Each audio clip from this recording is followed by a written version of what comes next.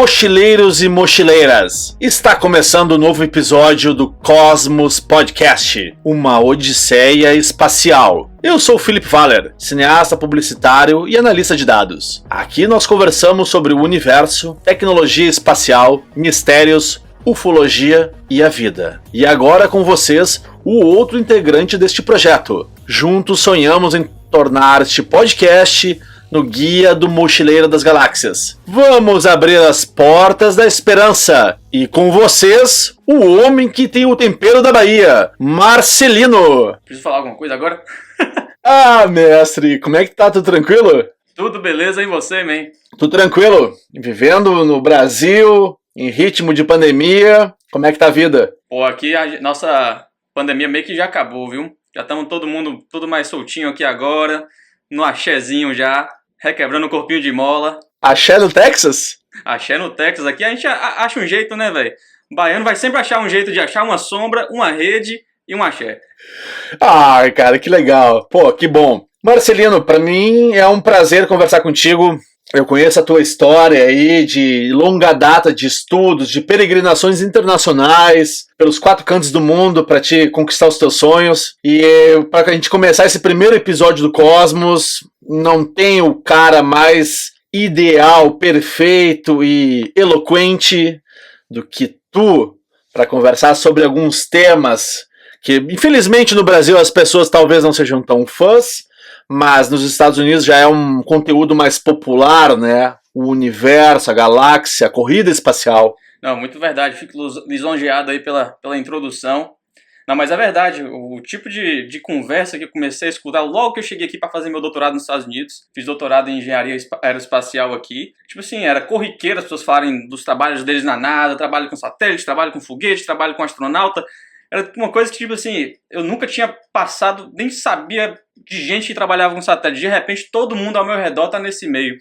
Então, realmente, aqui tem uma diferença muito grande na ciência e em pesquisa espacial. Marcelino, para o pessoal te conhecer um pouco melhor, tu poderia contar um pouco da tua história, né, da tua formação, como é que foi, o que, na minha opinião, é um mérito para o Brasil ter um brasileiro que conseguiu trabalhar na NASA, né, e os seus projetos, né? O que tu pode contar pra gente? Falar um pouco aqui do meu currículo, né? Já fazer o merchan. Eu fiz engenharia de controle de automação na UFMG. Parte da minha graduação eu fiz um intercâmbio na França. Enquanto eu estava na França, acabei indo para a Suíça fazer um estágio lá no CERN. O pessoal de casa aí, não sei se lembra do acelerador de partícula, que descobriu a partícula de Deus.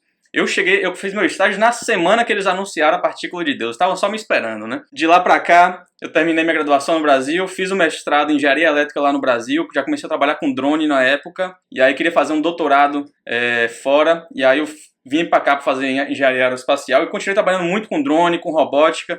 Acabei chegando aqui, fiz outro mestrado em engenharia aeroespacial, e tenho também meu doutorado em aeroespacial, e parte do doutorado foi um estágio mesmo na NASA, onde eu trabalhei com esse robô conhecido como Astro Bee. É um robô cúbico que ele fica na Estação Espacial Internacional. Então ele tá orbitando o planeta Terra. Existem 3 desses robôs nesse momento orbitando o planeta Terra. Eu ajudei a desenvolver o software desse robô. Ele, para ser um robô completamente autônomo, é um cubinho que ele tem ventoinhas, ele consegue se propulsionar em qualquer direção na estação espacial, entre os astronautas e tudo mais. E eu trabalhei com a questão de planejamento de trajetória e detecção de colisão. Então, detectar se tem algo na rota de colisão do robô e como planejar uma trajetória para ir em redor de obstáculos. Terminei meu doutorado e hoje eu continuo trabalhando com drones, com robótica, numa startup aqui em Austin. A gente coloca drones em supermercados e nossos drones eles coletam dados do que está nas prateleiras. A gente cria faz uma análise de dados, cria toda uma analítica que a gente vende para os fabricantes de produtos que vão para os supermercados. Então, isso aqui é um resumão do meu currículo vitae aí, meu Lattes. Pô, desculpa, mas o teu currículo, assim, é pra humilhar as pessoas, né? Porque eu prefiro nem comentar minha formação perto da tua, né? Eu sou quase um guardador de carros, né? Eu lembro uma vez que eu fui na Bahia, a minha mãe encontrou com uma amiga, ela falou assim, ai, olha meu filho, que bonitinho, ele vai ser médico. A minha mãe falou assim, ai, meu filho, mês que vem ele vai começar a estagiar na NASA. Vem cá, e ela sabia o que era a NASA, pelo menos? Pô, todo mundo conhece a NASA, né? Todo mundo já ouviu falar. Acredita ou não na NASA, mas todo mundo já ouviu falar. Todo mundo tem pelo menos um travesseiro da NASA em casa. Tu acredita aqui, ó, agora que eu tô aqui tomando uma água contigo, a minha caneca da NASA, e eu já comentei pra várias pessoas no Rio Grande do Sul que eu conheço alguém, um brasileiro que trabalhou na NASA, e quem entende o que é o valor disso, a simbologia diz, olha, bah, que legal, porque é como se tu ganhasse o Oscar, né, no universo da engenharia aeroespacial. Olha, parabéns, tu é um cara que serve como referência para quem no Brasil tem esse interesse, esse desejo de participar desse universo, né? Sim, fico lisonjeado, como já falei. Muito obrigado. Não. É reconhecer o mérito. Mas, Marcelino, nesse primeiro episódio, muitos podem achar assim, mas o que esses dois caras vão falar? O que eles vão nessa teoria filosófica? Eu não acho que é tão filosófica, porque a vida e o universo estão conectadas. E aí eu venho com um tópico, um questionamento, e eu gostaria da tua sabedoria para poder explanar um pouco, que é, se cada um de nós é único e precioso, nós estamos sobre uma perspectiva cósmica? Quando você me mandou essa pergunta, eu fiquei pensando bastante nela e como respondê-la. Porque é uma resposta difícil, né? É uma pergunta filosófica, né? Mas eu não consegui deixar de pensar, não sei se você conhece o filósofo Mário Sérgio Cortella, lembra dele? Você já viu um momento que ele fala sobre quem é você? Então ele fala, por exemplo, o seguinte, cara, que a gente fala que a gente vive num universo, né? Só que a ciência fala que existe a possibilidade de existirem outros universos. O nosso universo, ele é um universo observável. Quando a gente olha para o céu de noite, tem um universo que a gente consegue enxergar. Mas a gente não sabe o que está além do que a gente consegue enxergar, porque a luz daquilo não chegou na gente ainda. Então é possível que exista outros universos cuja luz só ainda não teve tempo para chegar na gente. Então é uma ideia de multiverso. Então, tipo assim, a gente vive num universo que pode ser parte de vários universos que existem, né? No nosso universo, que a gente conhece, o visível, existem 200 bilhões de galáxias. Pensa nesse número aí, 200 bilhões.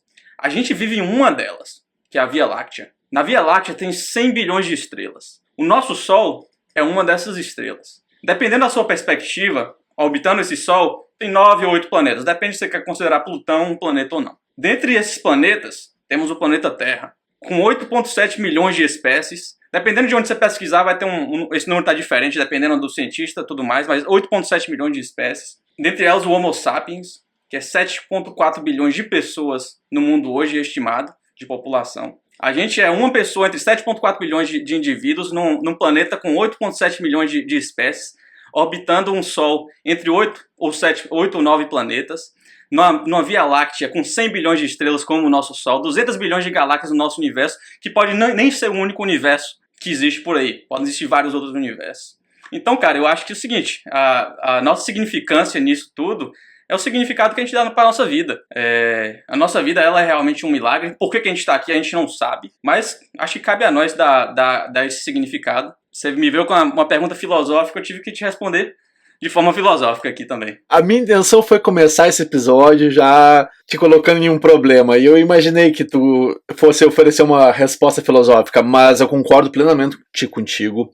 Eu tenho uma teoria, assim, uma analogia que eu faço da vida, quando as pessoas me perguntam às vezes, né, quem nós somos? Eu digo, olha, a vida inteira eu tive, assim, como tu sugeriu, da visão do universo, de toda essa complexidade, de que talvez nós, ou talvez o planeta Terra, sejamos apenas um grão de areia na beira de uma praia, que tem muita coisa ainda pra gente aprender e a gente tem que ter humildade pra entender que as coisas são muito maiores do que a vida inteira nos ensinaram, né? A ciência está em constante evolução. O que a gente entende do universo hoje não é nem uma fração do universo. A gente entende, por exemplo, apenas 5% do que está no nosso universo hoje. O nosso entendimento é só baseado em matéria. Hoje em dia, os cientistas estão falando sobre matéria escura e sobre energia escura, que são basicamente nomes para alguns fenômenos que a gente tem observado no nosso universo. A gente ainda não sabe o que é. A gente sabe que existe alguma coisa que está fazendo o universo mover da forma que ele está, mas a gente não tem a menor ideia do que é. A nossa conversa de hoje, a gente pode partir de um princípio científico do que a gente conhece hoje, mas daqui a um ano a gente pode ter uma conversa completamente diferente, com um conhecimento completamente diferente. Porque isso que é ciência, cara, é a gente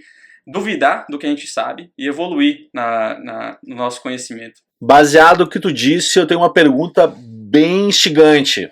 E a corrida espacial, existe um vencedor? Cara, essa é uma muito boa pergunta. Eu gosto de conversar muito sobre a corrida espacial, primeiro porque quando a gente estuda no colégio, quando a gente escuta falar da corrida espacial, a gente escuta como uma versão romantizada de que foi uma corrida espacial mesmo. Assim, vamos ver quem é melhor aqui, ó. Vamos ver quem chega na Lua primeiro, vamos ver quem bota homem no espaço primeiro. Mas não foi isso, cara. A corrida espacial, ela foi uma corrida bélica, ela foi uma corrida de guerra. O que aconteceu? Quando os russos colocaram o primeiro satélite em órbita quando os russos colocaram o primeiro satélite em órbita do planeta Terra, eles viraram uma ameaça enorme para os Estados Unidos. Por quê? Ao você colocar algo em órbita, você consegue colocar uma bomba atômica em órbita e fazer essa bomba atômica cair em qualquer lugar do planeta. Isso é uma questão militar. Os Estados Unidos, no contexto da Guerra Fria, se sentiu ameaçado de forma bélica e teve que entrar nessa corrida. Foi uma corrida militar muito mais do que uma corrida espacial. Só que o que aconteceu? Virou essa corrida militar e todo mundo, cada um dos lados queria mostrar a sua supremacia. Os Estados Unidos começou atrás, porque a Rússia, eles fizeram muitas coisas muito antes dos Estados Unidos. Eles fizeram o primeiro satélite, que foi o Sputnik. Os russos, eles tiveram o primeiro pouso na Lua. Não foi um pouso tripulado, mas eles pousaram o primeiro objeto na superfície lunar em 59. Eles foram os primeiros a colocar um animal no espaço, que foi a cadela Laika. Eles colocaram o primeiro homem no espaço, Yuri Gagarin, e colocaram também a primeira mulher no espaço, que foi a Valentina Tereshkova. Eles também fizeram o primeiro spacewalk, que é basicamente quando você coloca um homem no espaço, numa cápsula, e essa pessoa sai da cápsula. Então coloca toda a sua roupa de astronauta. Eles venceram em tudo. Então quando John Kennedy ele teve aquele discurso histórico ali no estádio em Houston, na Universidade de Rice, promovendo a corrida espacial nos Estados Unidos, o Kennedy ele não tinha mais opção. Ele teve que fazer isso porque os Estados Unidos já estavam atrás em tudo. Os Estados Unidos ainda queria ter seus primeiros, botar o primeiro ser humano, fazer o primeiro spacewalk, mas já estavam atrás em tudo. Então eles tiveram que fazer um objetivo que era muito afora e correr atrás desse objetivo. Quer as pessoas acreditem ou não que o ser humano já foi à Lua, a minha resposta é: a União Soviética venceu a corrida espacial, pelo menos até o momento de fazer o primeiro spacewalk. Acreditando que o homem foi realmente à Lua, os Estados Unidos venceu no final de tudo. Uma coisa que é muito engraçada, assim, eu vou te dar uma visão de uma pessoa que é leiga no domínio do teu conhecimento. Como brasileiro, enfim, eu sempre tive a sensação de que o grande líder dessa corrida, enfim, o grande precursor, com tudo que tu disse da questão da União Soviética, enfim, da Rússia, no final os Estados Unidos sempre foram os que deram o passo além, né? Então agora é interessante tu fazer essa abordagem, né, de que, digamos, os Estados Unidos foi sempre o segundo, tentando compensar uma conquista que na época foi da União Soviética.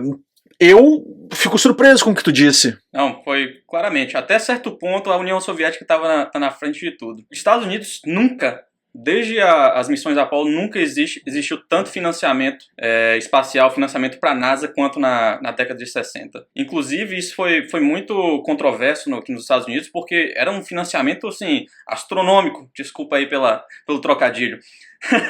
Mas um desses financiamentos que poderia ter ido para qualquer outra área de saúde, educação, mas que estava sendo tudo focado numa questão militar, numa questão bélica, de supremacia militar. E agora, com o que tu disse, eu venho com uma pergunta meio curiosa. Eu quero ver o que tu vai poder me responder. E sobre os mitos e verdades sobre a chegada do homem à Lua? Eu vou falar aqui teoria da conspiração, porque muita gente não gosta de achar que eles são conspiracionistas, né? Eles gostam de achar que eles estão certos. Quando a gente chama uma pessoa de conspiracionista, a gente está sendo pejorativo falando que ele está errado, ele é doidão, né? Mas no meu ver, é teoria da conspiração. E você pode até me perguntar alguns fatos específicos que o pessoal gosta de falar, mas quando as pessoas me perguntam isso, você acredita que o homem foi na Lua? A resposta que eu costumo dar é o seguinte: das missões Apollo, uma das coisas que os astronautas deixaram lá, na Lua, é um espelho. Você me pergunta, mas para que deixar um espelho? Esse espelho, você pode apontar um laser para esse espelho na Lua. Hoje em dia, tem que ser um laser de altíssima potência, mas qualquer pessoa em qualquer lugar do mundo hoje pode apontar um laser para esse espelho na Lua e ver o reflexo disso. E sabe que é um espelho porque o reflexo do laser na superfície lunar é diferente do reflexo de quando ele bate nesse espelho. Esse espelho está num lugar muito conhecido na Lua. Então, qualquer pesquisador que tem essa tecnologia no mundo pode fazer esse experimento e ver que tem um espelho lá. Isso não prova necessariamente que o homem colocou isso lá, mas prova que alguém colocou isso lá. E eu acho que com o passar do tempo, com a história, aqui a gente já está pensando realmente em colocar homens na Lua, não só os Estados Unidos, mas a China nesse momento também, vai conseguir ter notícias de, sei lá, uma missão indiana que vê esse espelho, ou uma missão chinesa que vê esse espelho. É uma forma independente de comprovar que isso foi colocado lá.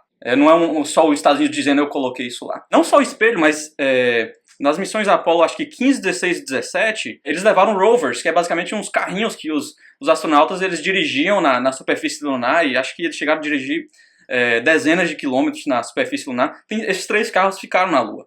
Então, a gente tem objetos deixados pelo homem na Lua que pode ser verificado posteriormente. Inclusive, muito disso já pode ser visto em satélites que estão orbitando a Lua. Então, são formas assim, que a gente consegue ver, houve atividade humana na Lua. A gente tem tantas pedras que os astronautas trouxeram de volta para a Terra. Eu não sou geólogo, eu não sei fazer uma análise de uma pedra, de uma rocha. Eu tenho um amigo que não gosta nem que chama de pedra, tudo para ele é rocha, né?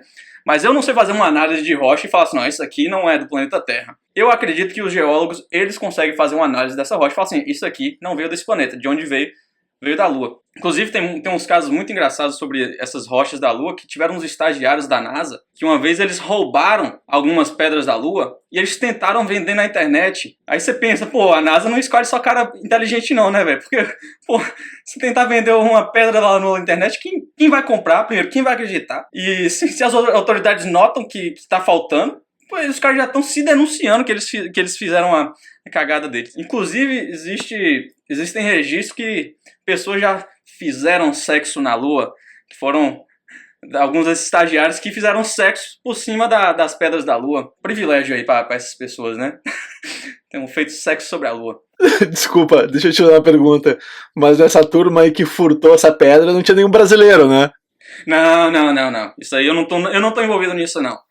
Não, porque geralmente dizem que brasileiro tá sempre metido em confusão, mas ainda bem que dessa vez não podem nos culpar de nada, né? Então, escapamos. Não, você sabe que brasileiro na NASA é só pra ser estudado, né? Eu falo, não, eu fui pra NASA, eles queriam me estudar, não era pra eu fazer nada lá, não. E agora eu quero te trazer uma pergunta que é o que eu gostaria de perguntar, mas eu vou transferir para ti a responsabilidade. O que o Marcelino perguntaria a um astronauta, a um contemplado do universo que pôde sair do planeta Terra e ver que a imensidão é muito maior do que um ponto azul? Cara, eu imagino que o privilégio de quem vai para o espaço. As pessoas me perguntam, quando começam a perguntar, se te der a oportunidade de ir para o espaço, eu sim, vou, agora. Eu iria fácil, eu tipo assim, vou sem medo. Eu penso que seria um dos maiores privilégios da minha vida, ser um astronauta. Agora, eu quero, na verdade, te contar um caso. Certo dia, eu estava chegando na universidade, entrei no meu laboratório. Eu não sabia que ia ter visitantes nesse dia, né? Eu encontrei assim, umas 5 a 8 pessoas no laboratório. E um colega meu estava fazendo uma apresentação de slides. Eu olhei para os slides fui eu que tinha feito, do meu trabalho que eu tinha feito na NASA. Aí na hora que eu entrei, meu colega falou, olha, Marcelino está aqui, ele pode apresentar o slide para vocês. E eu comecei a explicar por que esse robô ele é importante na estação espacial. Comecei a explicar que astronautas eles costumam perder muita coisa no espaço. Porque o que acontece? Quando você está na estação espacial orbitando o planeta Terra, você não tem noção de que é para cima, de que é para baixo. Se você colocar um copo, aquele copo não fica ali. Tudo flutua. Você está trabalhando com a chave de fenda, aquela chave de fenda você não tem onde você guardar ela. Astronautas costumam usar muito velcro, né? Mas acontece que eles perdem muita coisa. As coisas flutuam, de repente não encontra mais e várias vezes são puxados assim por ventoinhas, assim, de ar-condicionado, de circulação de ar. Então eu estava explicando isso para eles e uma das mulheres na audiência, ela falou, não, realmente isso é um problema muito sério. Acontece isso muito com os astronautas e ela concordou comigo. E eu pensei na minha cabeça, não, essa mulher trabalha para a NASA, deve ter conhecimento muito bom sobre estação espacial. E eu falei, pois as pessoas se surpreendem quando eu falo que astronauta perde as coisas, né? E aí eu vi um risinho assim na sala e eu falei assim, o que está acontecendo que as pessoas estão rindo de mim? Quando o pessoal saiu, eu descobri que aquela moça era uma astronauta. O nome dela é Stephanie Wilson. Ela acho que foi em 3 missões já pro espaço, 3 vezes. Grande privilégio. E eu fiquei assim, caramba, cara, Eu fiz mansplaining com um astronauta, tentei explicar pra ela como é que é a vida de um astronauta. Mansplaining, para as mulheres de casa que estão escutando, é quando um homem explica pra mulher o que ela já sabe. Mas enfim, eu fiquei morrendo de vergonha disso e ela teve uma palestra naquele mesmo dia que eu nem fui. Eu não queria que ela me visse na audiência. Fiquei assim, pô, cara, virei o mansplainer. Mas eu vou te falar que depois eu descobri que isso não foi mansplaining. Sabe por quê? Porque eu fiz isso de novo com outro astronauta, só que o outro era homem. Então eu descobri que eu sou um astronaut explaining. Eu explico para os astronautas as coisas que eles já sabem. Então, tipo assim, sua pergunta foi o que eu perguntaria para um astronauta? Cara, eu não pergunto não, eu explico para eles. Mas, brincadeiras à parte, eu já fui em várias palestras com astronautas. É sempre muito interessante saber do dia a dia deles. Eu recomendo o pessoal de casa depois pesquisar como é que faz para ir no banheiro no espaço. É uma questão bem complexa. Engenheiros tiveram que passar muito tempo fazendo a engenharia de um vaso sanitário no espaço. Pensa aí, sem gravidade nenhuma, é tenso, é complicado. Não quero entrar em detalhes, não. Já tive também uma situação, quando eu estava lá na NASA, que a gente precisava criar um mapa de como a estação espacial, criar um mapa 3D, uma reconstrução 3D de como a estação espacial, a aparência disso por dentro. Então, eu participei de um trabalho que a gente teve que fazer interface com um astronauta que estava no espaço. E a gente estava dando instruções para ele do que fazer. Basicamente, ele tinha que tirar fotos de diversas partes, com diversas perspectivas, para a gente fazer uma reconstrução 3D de tudo aquilo ali. Então, eu já tive minhas experiências com astronauta também. Ah, Marcelino, que legal, hein? Eu fico tentando imaginar tu tentando criar o projeto de uma privada no espaço. Outro dia eu assisti o filme, né, O Primeiro Homem, né, de quando o Neil Armstrong, o Buzz chegaram na Lua, e eu me coloquei no lugar, assim, olha, se eu tivesse no lugar deles eu teria tido uma grande dor de barriga, e a primeira coisa que eu iria perguntar é onde fica o banheiro? É melhor não dar esses detalhes, porque deve ser uma situação bem angustiante, né? Sentir aquele fluxo. É basicamente uma coisa assim mesmo. A NASA tem um museu em Los Angeles que eles detalham muito bem os projetos de vasos sanitários da NASA. Deixando de lado a filosofia, deixando de lado a ciência e sabendo que tu é um grande fã de música, e como um bom baiano, eu pergunto, se tu pudesse ir para o espaço, quais músicas você levaria para embalar uma viagem intergaláctica? Eu penso que numa viagem como essa, eu ia precisar de muito rock and roll.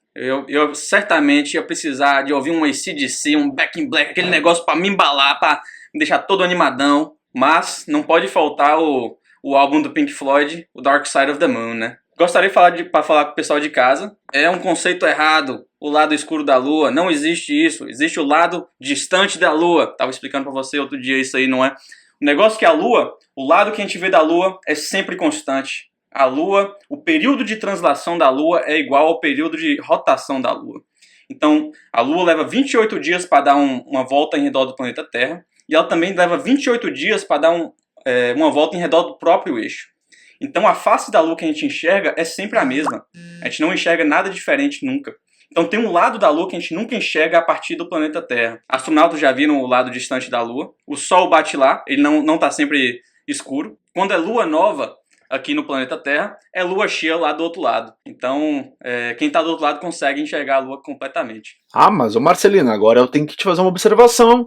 No filme do Transformers, eles disseram que tinham coisas no lado oculto da Lua. Pô, eu vou ter que reassistir esse filme com um ponto de vista científico. Eu acho que vai ter que ser uma coisa pro próximo episódio. Mochileiros e mochileiras, infelizmente este episódio chegou ao fim, mas fiquem tranquilos que o Marcelino já está garantido para as próximas conversas.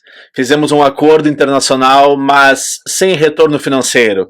Tudo é pela autoestima dos brasileiros que ambicionam um dia chegar ao patamar que tu conquistou, pelo amor à ciência. O que eu acredito que hoje para o Brasil é mais do que fundamental e emergencial que outras pessoas tenham a tua ambição, a tua força de vontade e a tua capacidade para olhar para o céu e dizer que o céu não é o limite. Então eu te deixo da minha parte os meus parabéns. Quando eu te conheci, eu já tinha ficado fascinado sem saber nada da tua vida, tá? E pra mim é uma honra conversar com alguém que pôde conviver, trabalhar nos lugares que eu visitei, né? Eu visitei a Flórida, eu visitei Houston. Por mais que eu não tenha trabalhado, eu não tenha capacidade mental para entender tudo que tu disse, de certa maneira, eu te deixo aqui assim os parabéns de um brasileiro que reconhece o teu talento, o teu esforço, e no que eu puder te valorizar e te apoiar, tu pode contar comigo para sempre, tá? Mochileiros e mochileiras, e agora, onde vocês podem escutar este episódio e os próximos do Cosmos Podcast? Eu sempre recomendo o Spotify ou iTunes. Claro que o podcast tem outras plataformas, mas a gente sabe que essas são as principais, então se liga lá no Spotify ou no iTunes. Deixo para vocês também o Instagram, onde vocês podem acompanhar as novidades dos próximos episódios com o Marcelino, que é no @TioNerdPodcast. Isso que faz parte do guarda-chuva da Nerd SA. E agora a Nerd SA está desbravando o universo. Eu deixo o meu Instagram pessoal, para quem quiser acompanhar algumas bobagens que eu publico, que é no @FelipeOvaler. Pessoal que quiser encontrar contato comigo, fala aí com o Filipão, que ele repassa. Tranquilo, repasso mesmo. Pessoal, muito obrigado pela audiência. Marcelino, é um prazer conversar contigo. Já fazia um tempo que a gente não se falava, né? Ao vivo ou aqui através da internet. Podem ficar tranquilos que tem muita coisa ainda pela frente. Hoje só foi uma abertura de caminhos, porque o Marcelino ainda vai ser, digamos, usado, usurpado e usufruído de diversas maneiras. Nenhuma sexual, todas intelectuais. Marcelino, da minha parte eu deixo um grande abraço e um obrigado, e o espaço para uma palavra final. Você falou de não ser usurpado de forma sexual, mas se for na lua, podem me usar. Mochileiros e mochileiras, chegamos ao final deste episódio, e aqui nos vemos na próxima jornada. Até breve!